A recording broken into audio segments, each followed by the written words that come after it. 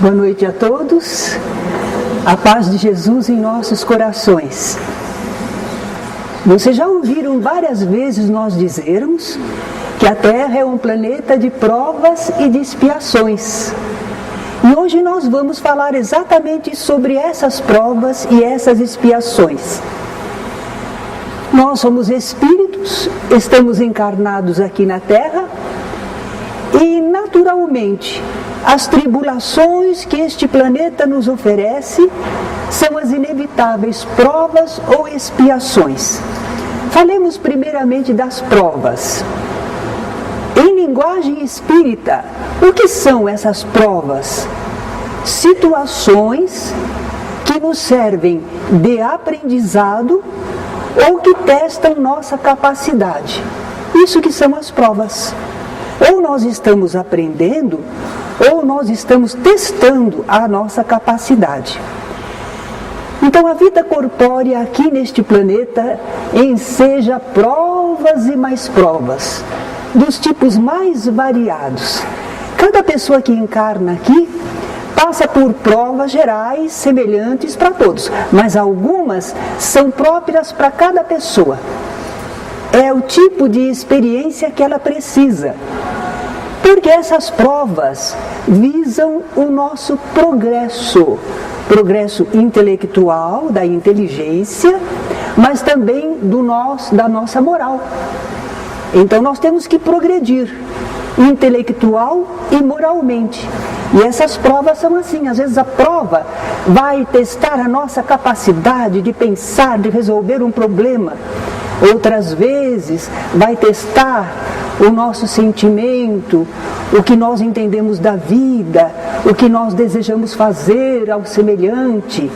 Então são provas materiais e provas morais. Essas provas são muito bem-vindas, necessárias. Eu falei bem-vindas, mas o aluno que está na escola e não gosta de estudar, ou gostaria que fossem só aulinhas agradáveis, não é? Que o distraíssem, ele reclama de algumas outras matérias que são, assim, difíceis para ele, pelo menos no começo. Então, essas provas são muito bem-vindas. Tudo que Deus faz é bem feito. Tem um objetivo útil, um proveito para nós. Nós não atingiríamos esse pleno desenvolvimento das nossas potencialidades se nós não passássemos por essas provas. Nós somos um mundo em potencial, mas ele não está ainda desenvolvido. Nós fomos criados simples e ignorantes.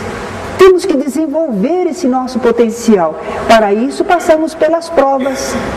Se não passássemos por provas assim, nós não nos conheceríamos em profundidade. Aquele sábio grego dizia, né? Conhece-te a ti mesmo. Mas como é que a gente vai se conhecer se a gente não foi testado? Se a gente não foi provocado por situações? Como sou eu? Eu penso que eu sou ótimo, maravilhoso. Será? Vamos ver diante das situações. Como a gente reage, o que a gente faz.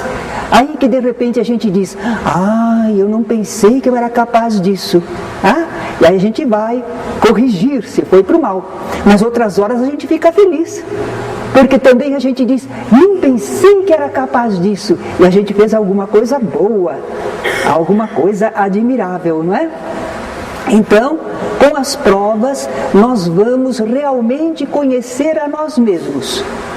E não só a nós mesmos, mas conheceremos seres e coisas, o que elas são, o que representam. Tudo isso que nos rodeia. O que será que podemos fazer no mundo? Os seres humanos que estão aqui neste planeta podem realizar maravilhas se desenvolverem a ciência, a tecnologia, conhecendo os elementos, sabendo trabalhar com eles, prevenindo enfermidades, fazendo o aproveitamento da qualidade dos seres. Olha, maravilhoso, há um campo todo por descobrir ainda.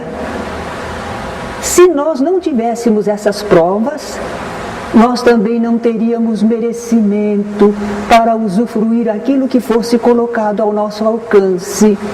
Já imaginou sermos criados perfeitos? E o que você fez para merecer isso? Você desfrutaria sem merecer. Não, Deus faz tudo muito certo, não é? Nós vamos nos desenvolver e vamos usufruir, mas mereceremos. Nós teremos ajudado a construir. Sabem, esses grandes espíritos que a gente chama espíritos de luz, em outras confissões religiosas eles chamam de anjos do Senhor. Como será? Por que eles são assim? Eles passaram por provas. Eles foram desenvolvidos. Agora eles ostentam esse progresso admirável.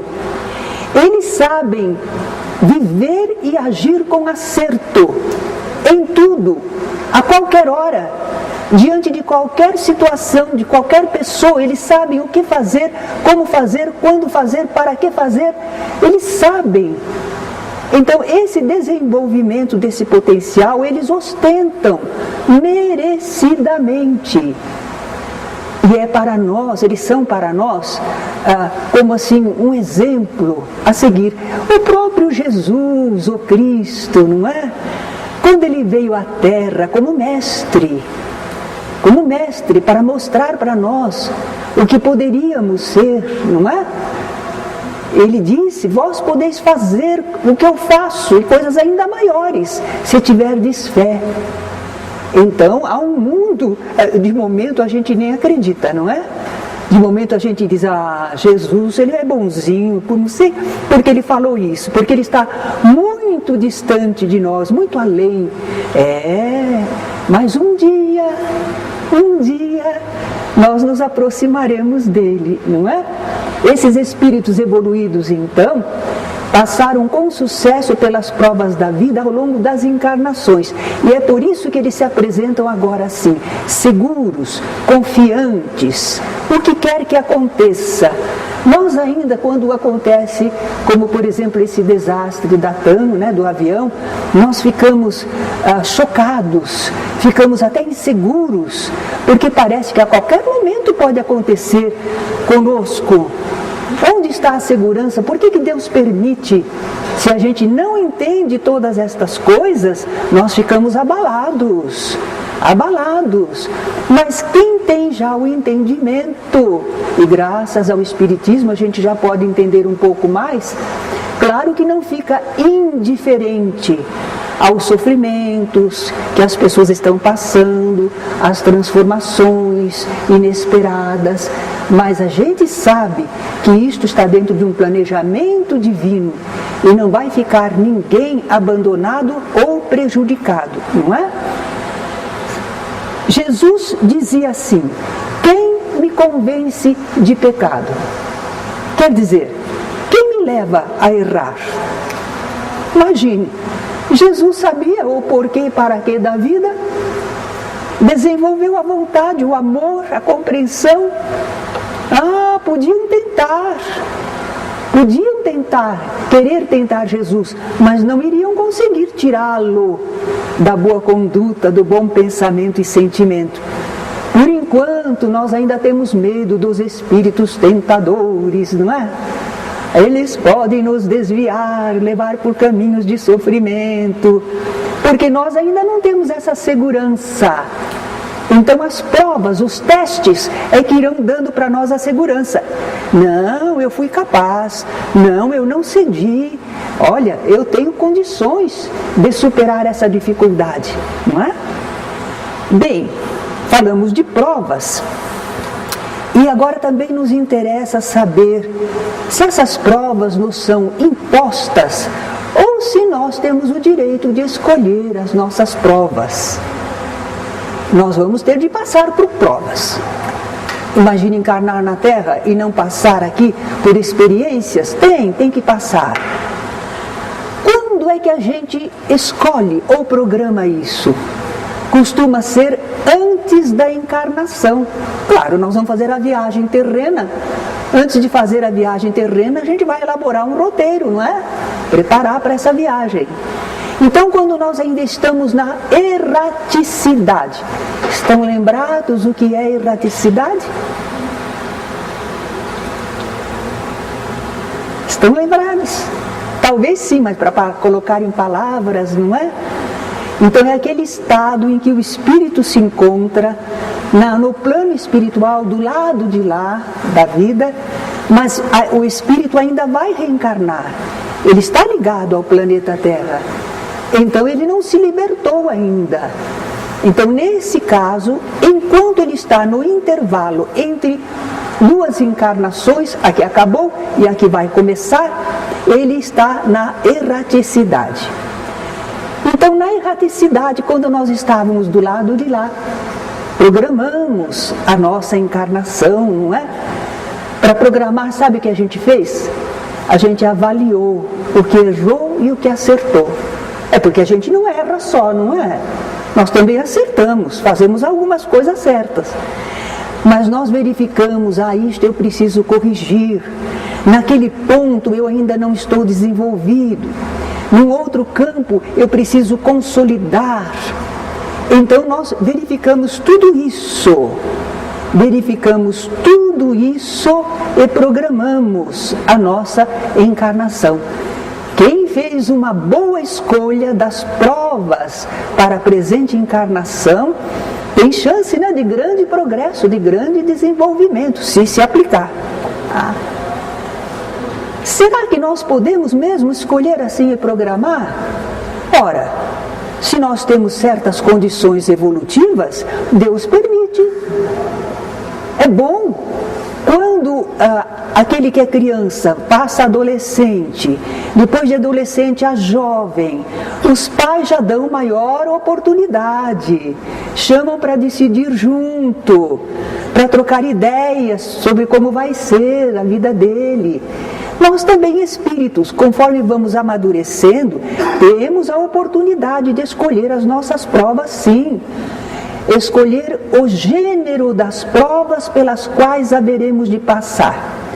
E os bons espíritos nos ajudam, nossos amigos, espíritos mais experientes, eles examinam conosco as possibilidades, para que a gente faça uma boa escolha, tenha condições de acertar na escolha das provas, mas eles não decidem por nós. Livre-arbítrio. Se já estamos nessa fase da evolução, que já temos uma capacidade de raciocínio, eles não impõem. Eles aconselham, fazem observações, demonstram, mas nós estamos escolhendo as provas. Se já podemos, eles não decidem por nós. Mas também a gente não escolhe, tintim por tintim, tudo que a gente vai passar na vida. Não é assim, destino marcado? Não existe destino marcado. Então o que é que a gente escolhe? O gênero das provações pelas quais nós vamos passar. Por exemplo, uma pessoa quer saber se ela já está forte o bastante para resistir ao arrastamento ao crime, a se apropriar indebitamente daquilo que não é seu. A pessoa quer, porque ela já passou por experiências, já viu o que acontece quando se erra neste campo, e ela então diz assim: não, agora estou esclarecido, eu quero testar a minha capacidade, consolidar a minha decisão. Então ela vem, por exemplo, e nasce entre malfeitores. Será que a gente escolheria nascer entre malfeitores? Bom, se a gente ainda não está muito seguro, se a gente... Não, isso é muito perigoso para mim. Mas se alguém que está se sentindo forte, acha que encarnando lá ainda pode dar bons exemplos, ajudar alguém, melhorar o ambiente, e ao mesmo tempo testa sua capacidade, lá vai a pessoa. Encarna no meio de malfeitores, não para ser malfeitor também, para resistir ao ambiente, testar suas qualidades, não é? Quer superar as dificuldades. Será que ele vai vencer? Será que vai conseguir? Vai depender, é livre-arbítrio, não é? Encarnou, precisa estar muito bem ligado espiritualmente, cultivar as coisas da alma, para não ficar pensando só nas coisas do mundo material, não é? Então vai depender do livre-arbítrio dele, do empenho dele. Nós somente previmos os fatos principais da nossa nova encarnação. Claro, o restante vai depender das circunstâncias do nosso livre-arbítrio, mas os fatos principais, que vão ser muito importantes para a nossa vida, esses já ficam mais ou menos programados, sim. Eu gosto de usar uma imagem que talvez favoreça o nosso entendimento. Vocês na televisão veem aquela corrida de esqui, não é? Na neve. Então tem os pontos marcados com bandeiras, onde a pessoa tem que passar com o esqui. Mas o que ela faz entre uma bandeira e outra é da conta dela, não é? Ela precisa passar por determinados pontos. Tá? Assim também nós temos alguns fatos principais previstos. E o nosso livre-arbítrio nos faz percorrer outras situações também. Vamos dizer que a pessoa escolheu, programou, com o apoio dos amigos espirituais, com a concordância deles, onde ele vai nascer. Por que ele vai nascer no Brasil, por exemplo? E não vai nascer na África, ou nos Estados Unidos, ou na Alemanha? É porque ele tem tarefas que se coadunam com o ambiente, tem ligações com grupos, com pessoas do ambiente. Então é aqui que ele deve realizar a sua tarefa. Quando ele vai encarnar? Nós temos períodos adequados. Houve regressão de memória num grupo de pessoas e uma dessas pessoas dizia que antes de encarnar ele programou nascer nesta fase da humanidade porque era uma fase muito rica de crescimento, de conhecimento cultural, de tecnologia, havia um campo maravilhoso de realização e ele queria estar presente, queria acompanhar esse progresso. Então, às vezes, nós temos também pessoas, seres amigos que encarnaram, e é naquele grupo que nós temos que reconciliar, temos que ajudar. Então, nós queremos vir quando eles estão aqui, para juntos trabalharmos.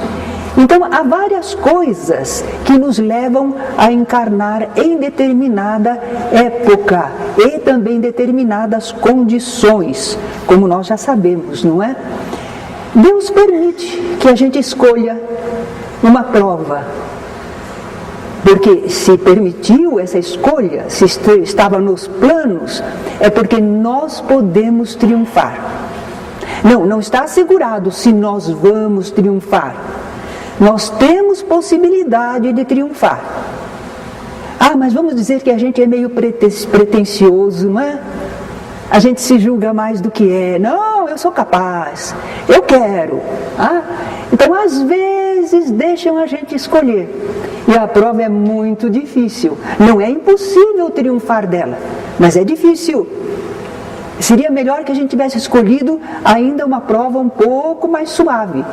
Mas na nossa vaidade, né? Na nossa pretensão, nós quisemos porque quisemos. Tudo bem, então a gente vem. Mas quando está diante da prova, não é? Aí a gente geme, chora, reclama. E se a gente não conseguir se sobrepor a essa prova, nós vamos aprender, sim, porque se não houvesse um proveito, Deus não deixaria.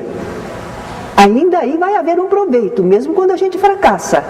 Nós vamos ficar sabendo que ainda não estamos suficientemente fortes para esse tipo de experiência. É um aprendizado, não é? Deixando-nos a liberdade de escolha, Deus nos deixa também, é claro, a inteira responsabilidade pelos nossos atos ante essas provas e as consequências que eles vierem a causar. Mas quando nós ainda não sabemos escolher, às vezes nós não estamos evoluídos o suficiente, não temos uma noção boa, não temos uma disciplina da vontade, não temos conhecimento de causa, do porquê e para quê, então nós não estamos preparados para escolher. Não vamos escolher a prova, não. Quem é que escolhe por nós? Esses espíritos superiores, nossos amigos, eles planejam para nós, eles examinam a nossa possibilidade e nos encaminham para uma prova, uma experiência adequada ao nosso grau de desenvolvimento. Será que escolheram para mim? Se escolheram para mim, eu não sei nem se eu concordei, acho que eu não concordei, não. Então, por que eu tenho que ser responsável por aquilo que eu nem escolhi? Não escolheu, mas precisava. Não escolheu, mas era o adequado. Então, você não escolheu, mas você agiu. Você agiu como entendeu. Você teve livre-arbítrio, não é? Então, nós somos responsáveis pelo que fizermos, pelo que causarmos quando enfrentarmos as provas, mesmo que não tenhamos escolhido. Vocês já talvez ouviram falar a queda do homem. Como é que o ser humano pode cair? A nossa vida é de progresso, a gente pode estacionar, mas não cair. Mas é um simbolismo. Já imaginou? O espírito vai desenvolvendo o livre-arbítrio e ele vai sendo capaz de escolher as suas provas. Mas dentro das suas experiências, de repente ele se extravia, ele toma um mau caminho, não atende aos conselhos dos bons espíritos. E isso não é só do lado de lá, na hora de escolher a prova, não. É quando a gente está aqui encarnado. A gente está encarnado e a gente tem a voz da consciência. Espíritos bondosos nos falam pelo pensamento. Mas a gente tem o seu modo de ser, o seu capricho, a sua vontade, e às vezes desatendemos. Então, nesse caso, a gente pode errar, se comprometer. Não, a gente não retrocedeu em conhecimento intelectual, a gente não retrocedeu no sentimento. Não, como espírito a gente não volta atrás, mas a gente complicou o destino, a gente complicou as situações, não é? E nós teremos então que vir a nos reabilitarmos diante das leis divinas. Falamos das provas, agora é preciso falar das expiações. O que será uma expiação? Prova a gente já aprendeu. Expiação são as consequências de nossos erros e faltas. São consequências das quais nós não podemos fugir. Somos obrigados a enfrentar. Olha a lei de causa e efeito, a cada um segundo suas obras. Não há como fugir. Entretanto, isso acontece não por mal, para nos castigar, é para nos reajustarmos, para entendermos, para nos corrigirmos e para avançarmos acertadamente. A expiação tem fim. Ela vai terminar quando? Quando que uma expiação vai acabar? Quando os últimos vestígios da falta desaparecerem. Será que é fácil fazer desaparecer os vestígios de uma falta? É interessante que na doutrina espírita a gente não aprende inferno, condenação, penas eternas, não é? Mas olha a responsabilidade. A gente fica sabendo disso, Se a gente ultrapassar os limites, agir erradamente, nós vamos sofrer consequências. E até que a gente restabeleça tudo, que aí suma o vestígio da falta. Vamos daqui a pouco entender melhor. Para os vestígios de uma falta desaparecerem, nós vamos precisar de uma fase: arrependimento, expiação e reparação. São os 3 passos. Arrependimento. Eu me arrependi tanto. Ótimo! Isso quer dizer que você entendeu que o que fez não estava certo e causou certas consequências. É bom. Arrependimento é bom. Significa o primeiro passo. Mas cuidado, não fica no complexo de culpa, não, que isso não resolve nada. Arrependimento É o primeiro passo, porque enquanto você não se arrepende, você continua fazendo do mesmo jeito. Continua somando consequências desagradáveis. Então, se você se arrepende, você para. Você não vai querer levar adiante uma situação que resultará em problemas para você, não é? Então, só o arrependimento não basta para a reabilitação, é o primeiro passo. Mas o arrependimento também suaviza as angústias da expiação, porque quando a pessoa entende, se arrepende e ela está enfrentando consequências, lá no fundo dela mesma, ela diz, mas é justo, né? Mas eu fiz, não é? Então não há por que reclamar, ela sabe que é consequência do que fez, né? Mas também à luz da doutrina espírita, a pessoa está no arrependimento, mas ela sabe que o caminho está aberto para a sua recuperação, que ela não está condenada para sempre. Isso é muito importante, porque há pessoas que, devido ao seu passado, elas se sentem desanimadas, se sentem condenadas, não adianta nada que elas façam. Mas à luz da doutrina espírita, ninguém está condenado. Olha lá a esperança. Todos nós podemos nos melhorarmos. O arrependimento às vezes se dá aqui na terra. Às vezes só vai se dar do lado de lá da vida. Porque aqui às vezes a gente ainda está com a mente meio fechada, né? A gente só vê o que é material e a gente diz, fiz o que quis, olha, nada me aconteceu. Só depois que a gente vai ver. E às vezes o arrependimento chega do lado de lá. Se um culpado não se arrepende, ele sofre por mais tempo, mesmo no plano espiritual. Porque ele continua a enfrentar as consequências do que fez e ainda não está dando começo à sua recuperação. Vimos a primeira fase, que é o arrependimento. A segunda fase é a expiação propriamente dita. Sofrimentos físicos ou morais consequentes daquela falta, que pode nos chegar para nós nesta encarnação ou do lado de lá da vida, ou numa nova existência corporal, quando a gente vai enfrentar os efeitos.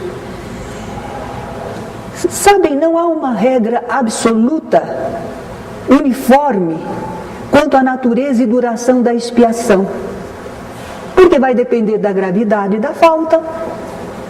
Uma pessoa às vezes comete um erro, mas ela não tem o mesmo agravante de uma outra que o fez com crueldade. Então a mesma falta pode acarretar expiações diversas. Pode haver circunstâncias atenuantes, circunstâncias agravantes. Nós vemos que alguém obsidiado sob a ação de espíritos maus se suicidou. E ao lado, alguém que se suicidou em plena consciência, fez porque quis. A justiça divina prevê atenuantes para aquele que agiu sob impulso de espíritos malévolos, que o dominaram.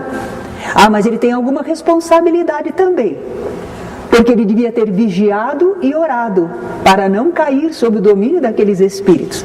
Mas é menos culpado do que aquele que fez com consciência, porque quis, não estava obrigado a isso, não é? Então, que não respeitou as leis divinas. Há uma lei geral. Toda falta terá punição. Só que essa palavra punição, castigo, é consequência. Toda falta terá consequência. Uma consequência desagradável. E todo ato meritório, terá uma recompensa, terá um resultado bom, segundo o seu valor. Às vezes a gente fica pensando, como será que é o nosso passado, né? Será que a gente ainda tem muita coisa para expiar? Porque Deus não faz a gente expiar tudo de uma vez só, não. Gosto de dizer que Deus nos faz pagar em suaves reencarnações. Suaves reencarnações, né? Prestações. Em cada uma a gente resgata alguma coisa, e do outro lado a gente continua aprendendo, a gente continua convivendo com amizades, continua usufruindo da vida, porque não é só pagar também, não é? Nós estamos vivendo, viver é bom, viver é algo admirável, não é? Agora, Deus também não apressa a expiação, porque às vezes a gente diz assim, Deus devia dar um jeito nessa pessoa, Deus não apressa a expiação, Ele é paciente, também age em termos de eternidade, não é?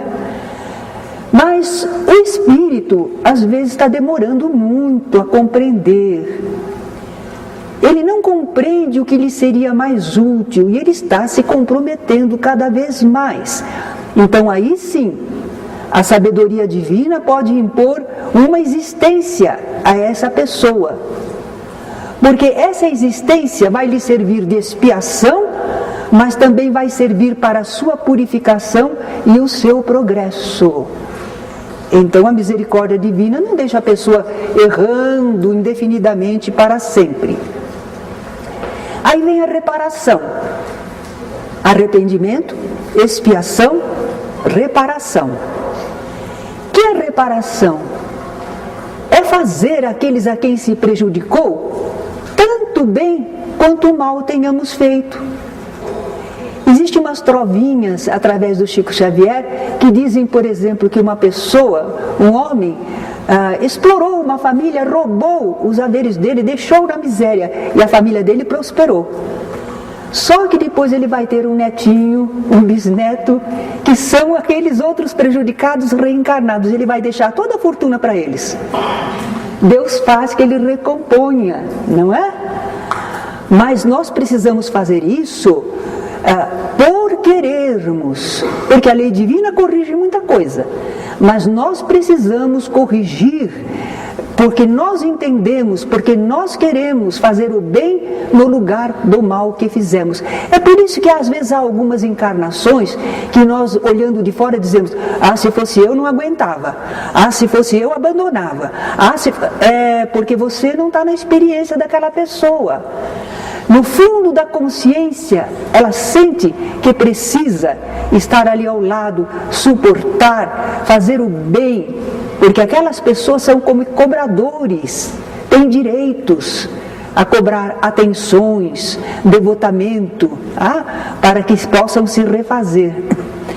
Às vezes são deveres que foram desprezados, missões não preenchidas. Alguém abandonou um filhinho, abandonou. O homem, por exemplo, foi embora, deixou a família, deveres descurados. O que será que aconteceu com aquelas crianças? O que causou? Então ele quer recompor, vai ser um pai devotado, não é? Então a reparação é praticar o bem em compensação ao mal praticado. Uma pessoa foi muito orgulhosa, mas muito orgulhosa. Não é porque ela foi orgulhosa, e daí? Acontece que pelo orgulho ela prejudicou pessoas, ela espezinhou, ela traumatizou pessoas com o seu orgulho. Então agora o objetivo dela é tornar-se humilde. Humilde não quer dizer se desfazer. Quem sou eu? Não valho nada. Não é isso. É ser humilde no sentido de não sou mais do que ninguém. E tudo que eu puder fazer para as pessoas, não é que eu sou uma escrava das pessoas, é que eu posso servir, devo servir as criaturas. Então aí começa a se sentir humilde e não orgulhoso. Amável se foi severo. Alguns pais ou mães, às vezes foram tão severos, não é? Se soubessem o que causaram, depois diz assim: eu não queria isso, eu só estava querendo evitar que o meu filho ou filha se desviasse na vida, mas foi muito severo demais, não é? Traumatizou a pessoa.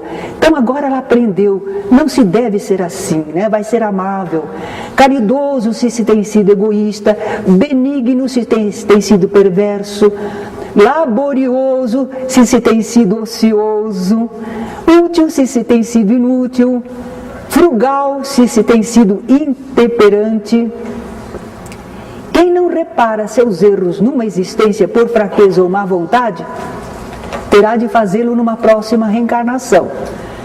Não adianta deixar para a próxima, porque a próxima já teria um outro programa que está aguardando a gente. Quer dizer, a gente vai acumular. Você não lava a louça da manhã, na hora do almoço tem a louça do café e a louça do almoço. Então cada encarnação tem suas tarefas. Se possível, a gente não vai acumular não, né? Bem, aprendendo sobre provas e expiações, nós chegamos a uma conclusão. À luz da doutrina espírita, nenhum de nós tem um destino fatal. Não, nenhum de nós tem um destino fatal. Porque Deus só criou um destino para todos os seres espirituais. Esse é o destino que Deus deu. Se aperfeiçoar incessantemente e usufruir cada vez mais felicidades. Esse é o destino programado por Deus. A gente é que atrapalha. Porque se a gente seguisse o programa divino para nós, nós vamos crescer, desenvolver-nos todo dia, a encarnação toda. E cada vez que a gente se desenvolve, a gente pode usufruir felicidades daquilo que aprendeu, daquilo que entendeu, daquilo que é capaz, não é? Esse é o destino que Deus deu para nós. Mas ao longo das existências, cada um de nós construiu para si mesmo situações, necessidades e deveres particulares. Esse é o nosso destino pessoal, mas foi criado por nós. É resultante dos nossos atos, da nossa vida. Né? Bom, se fomos nós que criamos esse destino pessoal, vamos ter coragem para enfrentar, não é? Por que não? Fui eu que fiz. E agora eu enfrento e vou corrigir e vou fazer o melhor. No Livro dos Espíritos, Kardec indagou: o que é que dirige o espírito na escolha das provas que queira sofrer? Vamos ler lá? Ele escolhe, de acordo com a natureza de suas faltas, as que o levem à expiação destas e a progredir mais depressa. Uns, portanto, impõem a si mesmos uma vida de misérias e privações, objetivando suportá-las com coragem. Nós não estamos aqui esquecendo que a organização da sociedade às vezes impõe privações, carências, dificuldades para os pobres. Nós não estamos esquecendo isso, não. Mas nós estamos falando das escolhas que fazemos do lado de lá.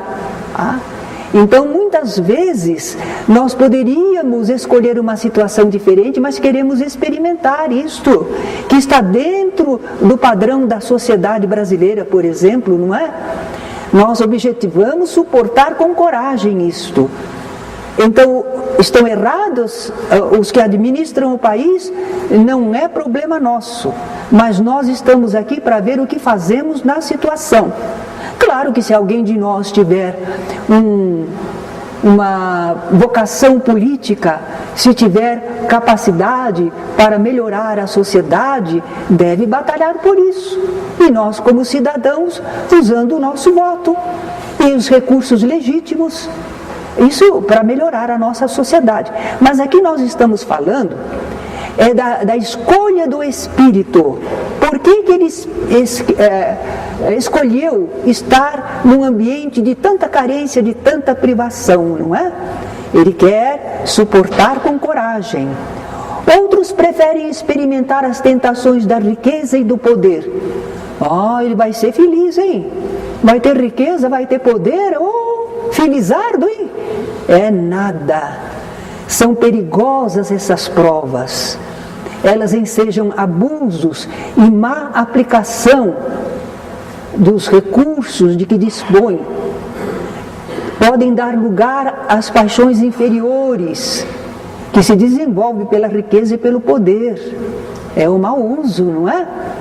A riqueza é difícil de administrar ao espírito que não está bem preparado para ela. Então, escolher riqueza e poder é responsabilidade.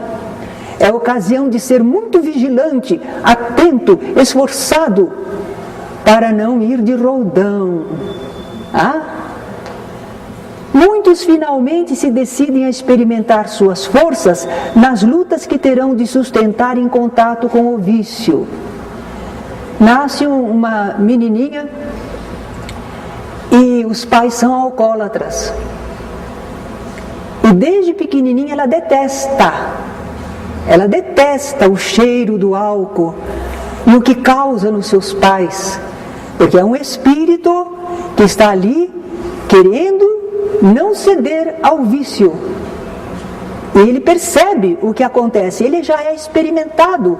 Por isso que ele quis se testar dessa vez, no meio do vício, mas não concordando com ele, não acompanhando, não é? Se conseguir isto, ele triunfou. E cada vez mais ele confia em si mesmo, não tem receio, ele pode enfrentar esses ambientes que não vai ceder. Mas foi primeiro através de experiências pessoais dolorosas com o vício. E agora testando a sua resistência num ambiente todo favorável ao vício, e ele não quer ceder, não quer acompanhar, não é? Eu acredito que esses conhecimentos que o Espiritismo nos traz, isso vocês encontram mais conhecimento em O Livro dos Espíritos, não é? Mas esses conhecimentos modificam o nosso modo de encarar a vida, não é? E nos deixam mais vigilantes. Será que nós aqui escolhemos as provas pelas quais estamos passando? Ou será que foram os bons espíritos que programaram essas provas para nós? Não importa, não vamos nem querer saber. Não adianta indagar isso. Se a gente escolheu ou não escolheu, nós estamos dentro delas. E o que nos interessa é nos sairmos bem dessas provas. Então vamos nos lançar à boa luta da evolução. O espírito quer, ordena, o corpo obedece. Essa história de dizer que a carne é fraca mesmo, porque quem manda é o espírito. Sentimos um instinto, mas nós somos o espírito, o ser inteligente, filho de Deus. Então nós não vamos ceder, não é? Vamos enfrentar as dificuldades, coragem. Vamos utilizar as possibilidades de que dispomos. Vamos evitar o mal quanto pudermos e praticar o bem. Muita gente não vai nos entender. Conforme a situação vai nos chamar de tolo. Mas nós sabemos o que estamos fazendo. Eles é que não sabem ainda. Ante as expiações, vamos sofrer com paciência e resignação. O que adianta? Adianta reagir contra a lei divina? Uma expiação é algo que está assim, incrustado na nossa vida, no nosso ser. Não dá para mudar. Não dá para mudar. Ou então é alguma coisa que você só pode deixar e abandonar se você falhar com deveres. Aí não serve, aí não pode. Vamos então empenhar-nos em fazer todo o bem possível. Por que nós vamos querer fazer todo o bem possível? Em primeiro lugar, para compensar o mal que a gente já praticou. Tem gente que fica assim, cobrando Deus. Eu fiz a caridade e agora Deus é obrigado a me pagar em dobro, porque Ele é muito rico. A gente não sabe do saldo devedor. Aquilo que a gente deu não pagou nem o juro. Então, nós vamos empenhar-nos em fazer todo o bem possível para compensar o mal anteriormente praticado. Até agora, às vezes a gente não quer fazer o mal, mas a gente é imperfeito. Às vezes a gente tem uma reação indevida, às vezes tomou uma atitude que não foi a melhor. Mesmo agora a gente está praticando coisas erradas. Então vamos fazer o bem para equilibrar a balança da justiça divina, não é? Assim nós iremos transformando o nosso próprio destino, aquele que nós criamos para nós. O que Deus criou é que nos aperfeiçoemos, que usufruamos de tudo aquilo que desenvolvermos. Esse é o destino dado por Deus a todos nós. Mas nós fazendo assim, nos esforçando para o bem, suportando as dores e dificuldades com paciência e resignação, nós vamos transformando para melhor o nosso destino pessoal. Cada um de nós, está na nossa mão, depende de nós. E nesse ponto, Jesus aconselhou no seu Evangelho: entrai pela porta estreita. Que porta estreita seria essa? Porque Jesus está falando para o espírito, não está falando para o corpo. Entrai pela porta estreita. É o dever, é o que é certo, é o que é correto. Essa porta é estreita, não é nem para lá nem para cá, é aqui, certo? Entrai pela porta estreita, porque larga é a porta e espaçoso o caminho que conduz à perdição, e muitos são os que entram por ela. Verdade, né? Para errar, como é fácil, né? Não é? Estreita é a porta e apertado o caminho que leva à vida, a uma vivência espiritual maior, plena, acertada. E poucos há que a encontrem. Infelizmente, não é? Porque precisa entender, precisa estar esclarecido. Então Jesus nos convida a entrarmos pela porta estreita do dever, porque em compensação nós encontraremos a vida espiritual plena, quer estejamos encarnados, quer estejamos desencarnados, mas a vivência espiritual plena. Dá tempo para uma perguntinha, se quiserem. A expiação, dá certo como prova? Ah, muito bem lembrado. O Valdir está me perguntando se a expiação serve de prova. Serve porque ela atesta para ver como é que nós estamos. Então Kardec diz assim: toda expiação serve de prova, mas nem toda prova é uma expiação. Claro, a prova pode ser só uma experiência, um aprendizado. Mas a expiação, que é obrigatória, entretanto pode testar a nossa boa vontade, a nossa docilidade, conforme nos comportarmos dentro da expiação. Porque tem gente que está na expiação, mas está revoltadíssimo, blasfemando, agredindo. Aí não adianta, não é? Não está resolvendo o problema. Mais alguma perguntinha? A gente viu em outras aulas que existe uma fila de espera para reencarnar. Não é tão fácil como a todo momento poder vir. Pode um espírito que viria numa condição mais suave aceitar de vir numa condição mais difícil somente para poder reencarnar antes? Sim, mas não é muito provável que ele escolha limitações, a não ser que seja para abrir caminho para outros. Helen Keller, essa grande alma que viveu entre nós, quando ela tinha 2 anos de idade mais ou menos, ela era saudável, inteligente, mas ela sofreu uma queda, e com essa queda ela ficou cega, ficou surda, e em consequência ela parecia muda, porque não ouvindo, não sabia reproduzir a fala. Só quando uma professora especial, uma moça pobre, mas dedicada, e que também tinha algumas deficiências de visão, ela e um irmão, ela foi ser professora, como se fosse assim uma governanta da menina. E a menina era rebelde, porque era inteligente, e explorava a família, porque ela fazia o que queria. A família tinha pena dela, então ela dominava o ambiente, não é?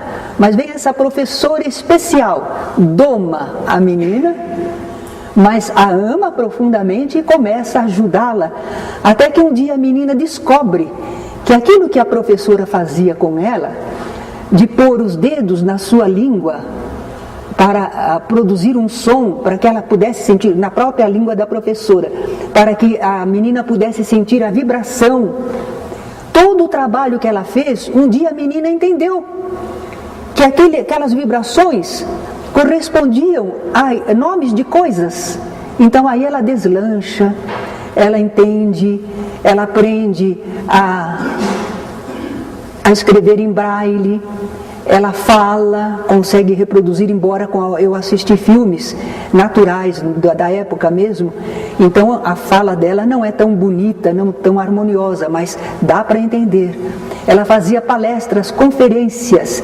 Então eu penso que Helen Keller não era propriamente alguém em expiação, mas alguém que aceitou estar nas limitações de outros para mostrar a eles como era possível sair. Porque ela se formou, ela abriu caminho, muita gente criou coragem. Se ela, cega, surda, podia realizar aquilo tudo, os outros também. Então ela abriu caminho para muita gente. Se for para isso, eu acredito que um espírito possa escolher uma limitação. A gente nota, por exemplo, que não era kármica, que ela não devia, porque ela nasceu saudável.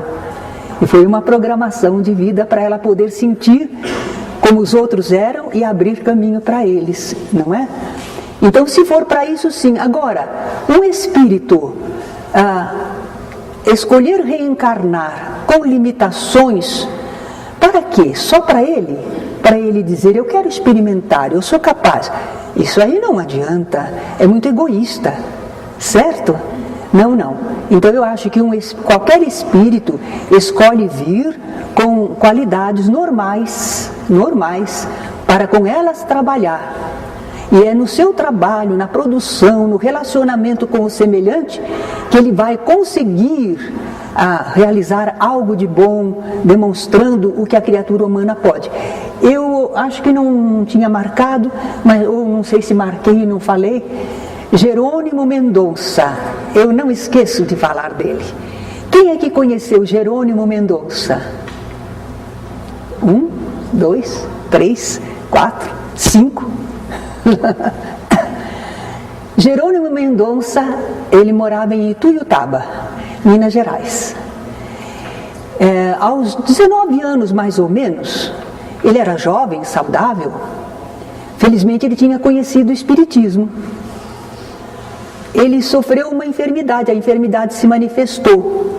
Uma espécie de reumatismo deformante, mas era muito mais que um reumatismo. Dores, limitações, ele foi ficando paralisado, cadeira de roda, depois numa maca, ficou cego, só mexia assim o pescoço, a pressão dele oscilava entre 20 e 0. E entretanto, ele fundou uma creche lá em Ituiutaba, ele viajava numa Kombi deitado na maca, esteve aqui no centro por 2 vezes fazendo palestras, com todas as limitações e dores. De vez em quando o pessoal fechava as cortinas do palco para poderem cuidar dele, depois ele continuava, falava lindamente do Evangelho, cantava, dizia poesias, era alegre, a presença dele não era de tristeza. Deixou um grande exemplo. Ele gravou CDs, ele ditou livros, enfim, foi admirável a vida dele. E ele tinha muito bom humor. Ele contava que lá ele gostava de cinema.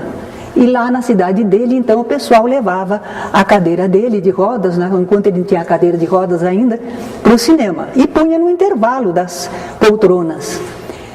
E uma noite uma moça tropeçou na cadeira e disse, também esse aleijado está sempre aqui no cinema. Ele disse, minha filha, mas você também não para em casa. Numa outra ocasião ele dizia assim, o Divaldo Franco, grande orador, não é? Aplaudido por multidões, é verdade, mas eu saio carregado. Ele tinha um bom humor amor extraordinário no meio das dores, das limitações. Agora imaginemos como deve estar Jerônimo Mendonça do lado de lá da vida. Ele expiou, recompôs, sem rebeldia, sem agressividade, pelo contrário, aproveitando o que podia de si para fazer o bem. Que encarnação maravilhosa, proveitosa. De um lado a expiação, mas do outro lado a realização de um bom espírito, não é? Tomara que nós sejamos assim também, que ao final da nossa reencarnação, de um lado ficaram as expiações, mas do outro lado as realizações felizes, seguindo Jesus. Obrigada.